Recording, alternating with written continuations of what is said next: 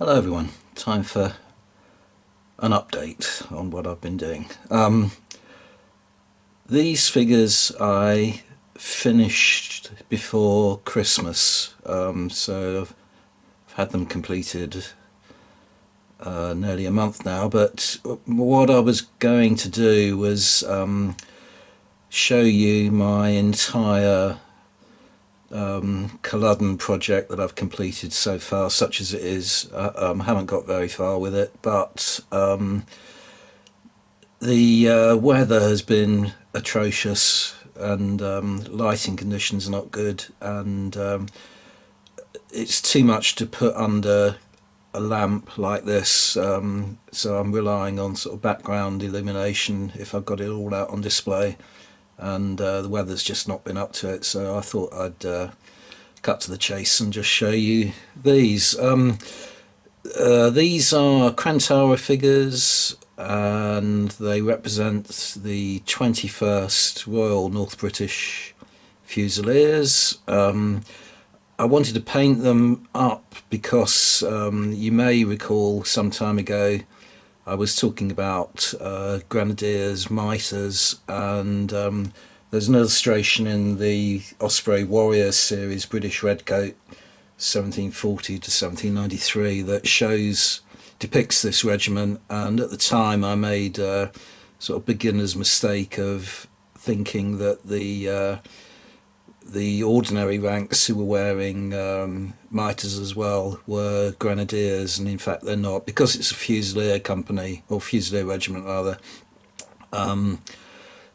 All the ranks have miters, so there are three different types of facings on the miters, not that you'd really be able to tell from my standard of painting and the scale of the figures, but you have grenadiers, so at the end here is grenadier. I've split the grenadier company into two, so there's two figures at each end.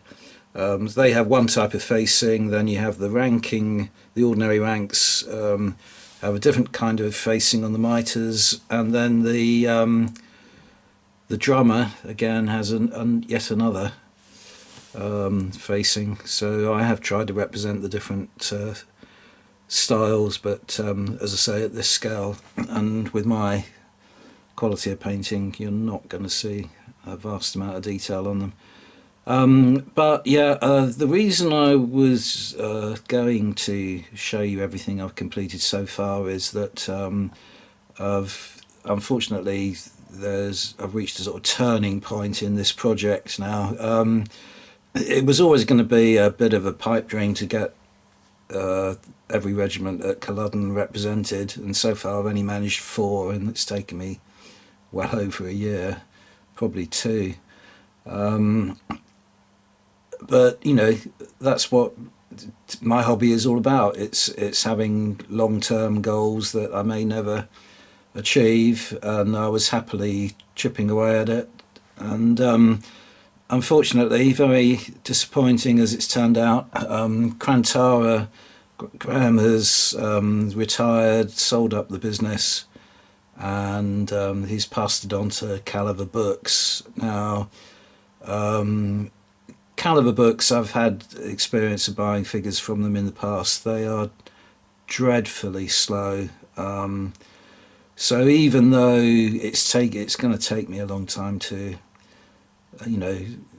reach this final goal, I'm not prepared to, put up with long delays in purchases, so I'm going to have to switch manufacturer. I mentioned this on a previous video, and I was talking about how front rank, which currently are being transferred to Gripping Beast. I mentioned I was probably going to go with them, but someone suggested, and I wasn't able to thank them because it was one of those comments that for some reason I wasn't able to reply to on YouTube, but someone suggested Flags of War, and that is a very good suggestion because they do have a very nice range of figures specifically for the Jacobite Rebellion, 1745, and from the look of the photographs, they do seem to be compatible with this range. So I'm probably going to go with Flags of War.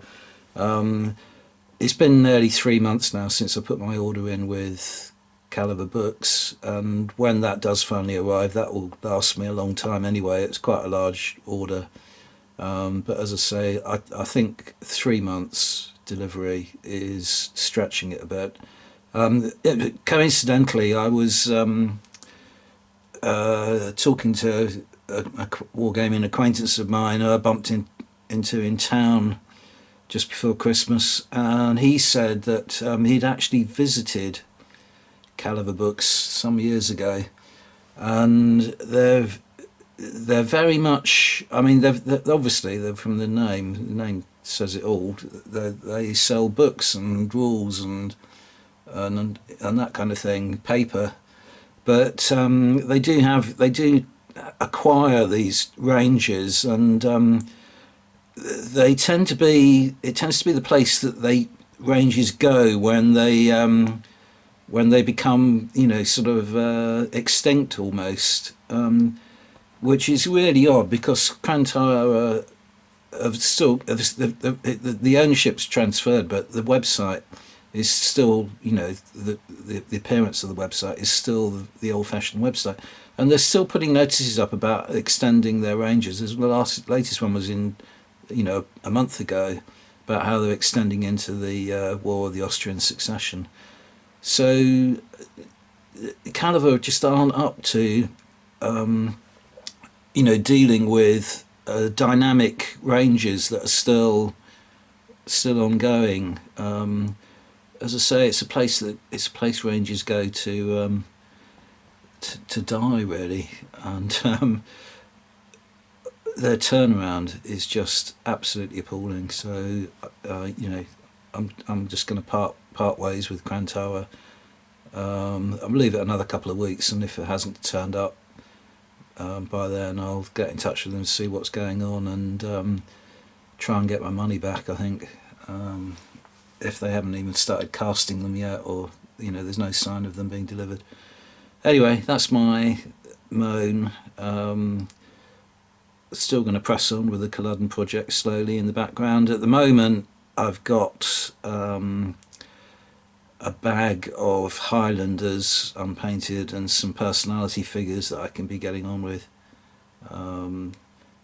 Obviously that's in conjunction with all my other projects. But anyway, enough of a moan. That's what I've done so far with my Culloden project. So on to my next now. Next up then is some 15mm figures, a few 15mm figures from Freikorps. These are from their Yellow Ribbon range. So I'm basically supplementing my Blue Moon figures now with some of the range from Freikorps that Blue Moon don't do, basically. So these are some personality figures.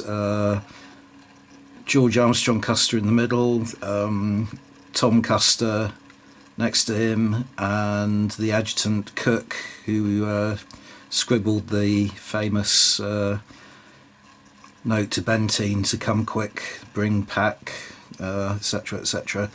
You can't really make out, again, because of the size of the figure, but they're quite realistically portrayed. Cook has got very large bushy sideburns that he was famous for, so they are actually quite accurately portrayed.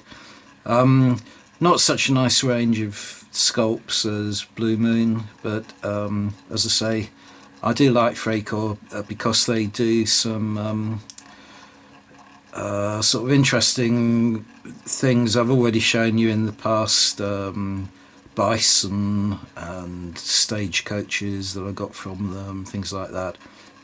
Still to paint, I've got a lot of horse holders, which always come in useful in war games.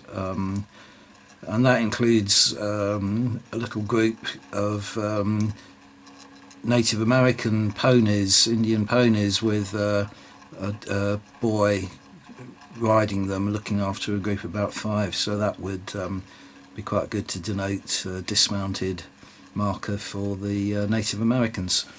So yeah, quite pleased to have done that, and also got another little group from Freikorps to show you. Okay, this is a pack of 4 figures representing Crow Scouts. Same figures mounted and dismounted, so it's only effectively 1 base worth of figures.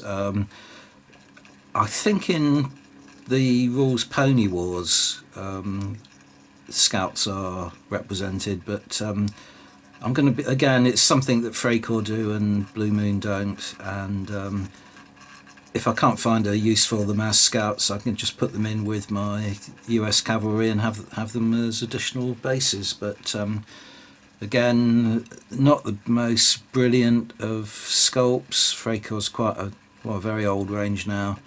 It's always suffered from its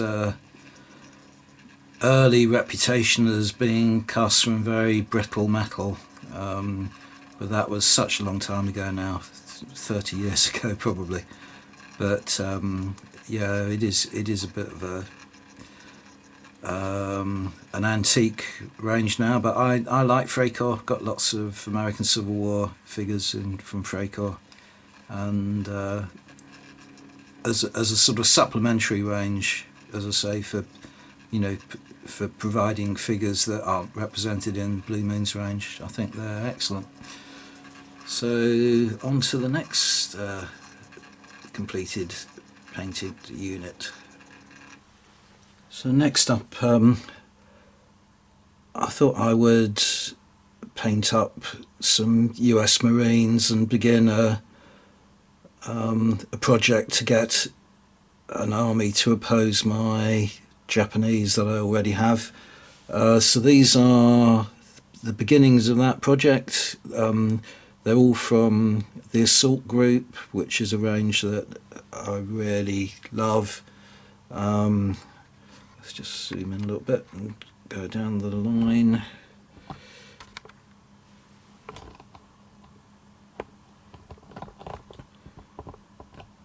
Focus, there we are. So I think there are 20 figures if you include the 30 cal machine gun as a figure. The 20 figures in total here to begin with.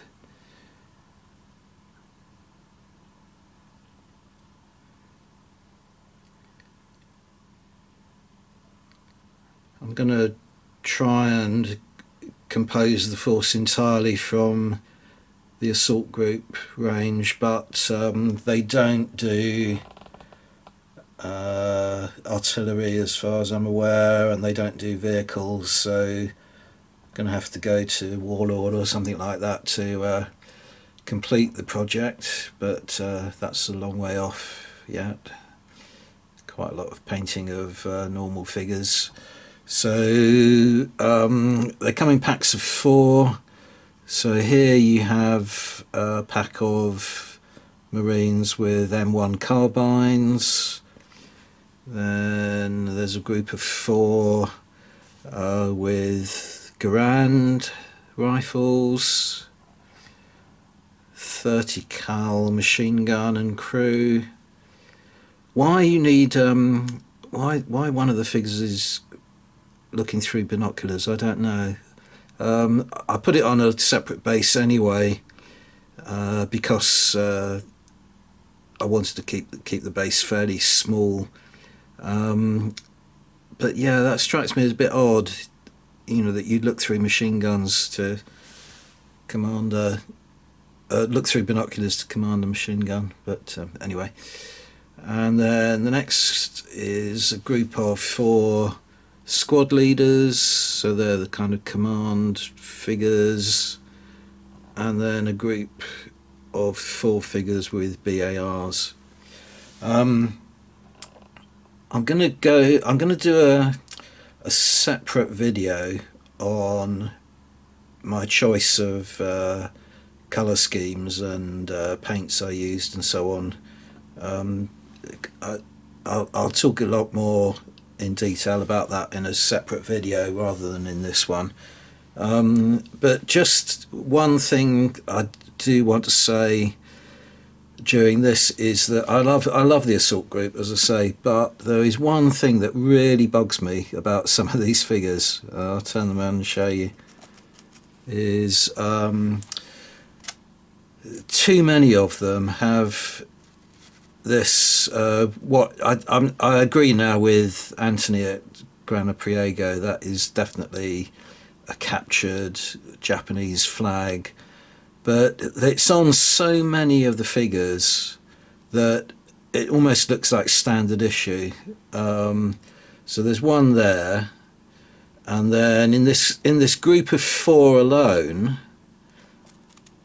there's one there, another one there. So in that group of 4, 2 of them, so 50%, have got that flags hanging from their belt, and that's far too many. That's far too many. I didn't like the fact that it was there.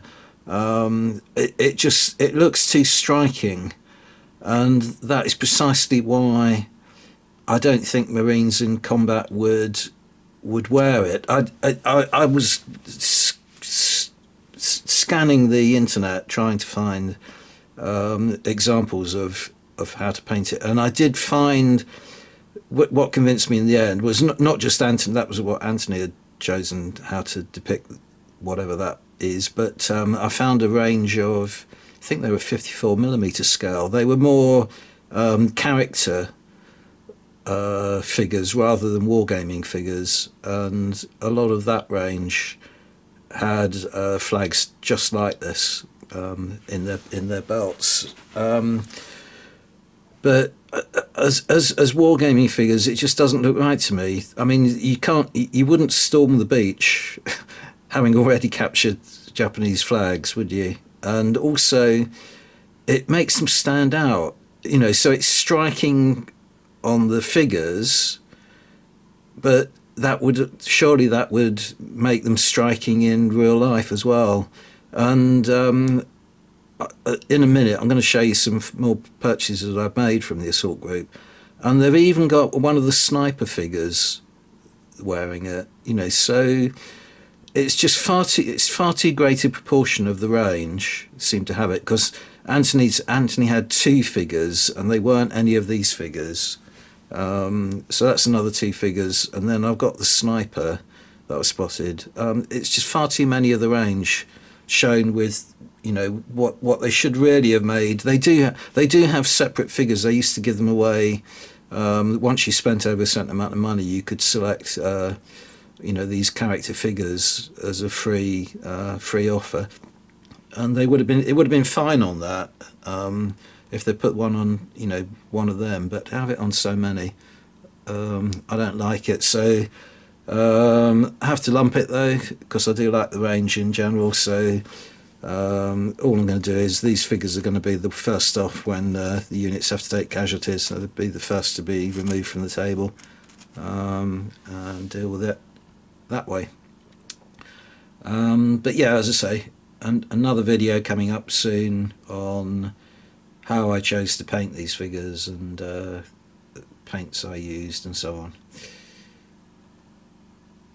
Okay, on to the next. Next up then, this is a 3D printed building. I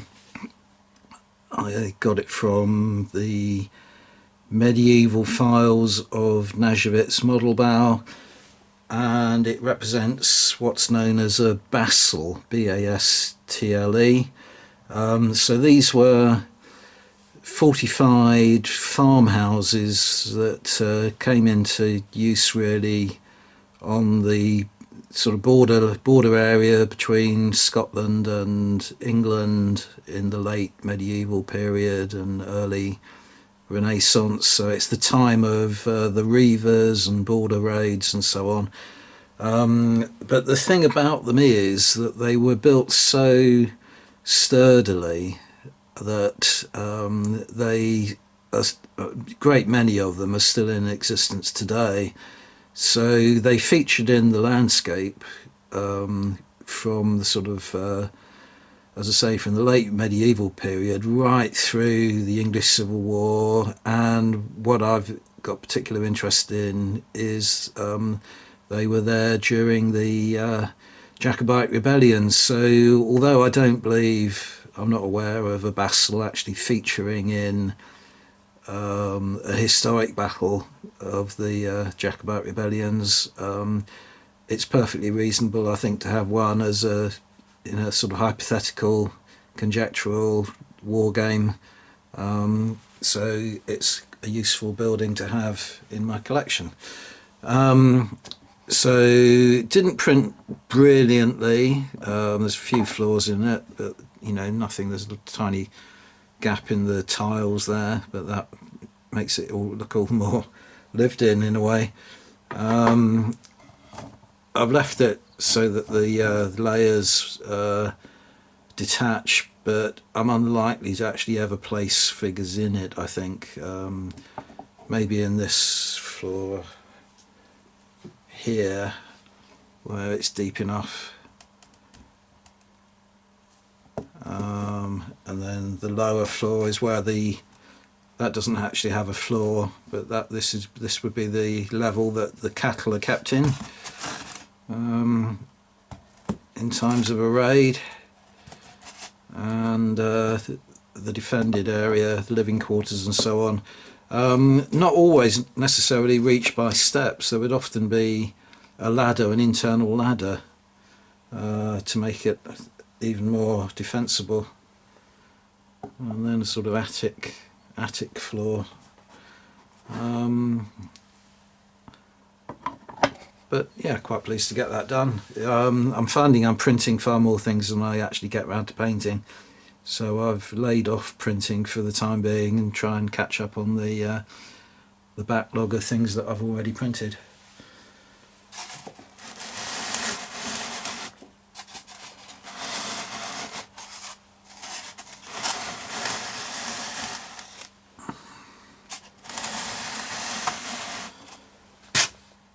Okay, now on to some of the recent purchases. Well, not too much to show you in the way of purchases. I've picked up some more Marines from the assault group, so these will be the next ones that I'll be working on.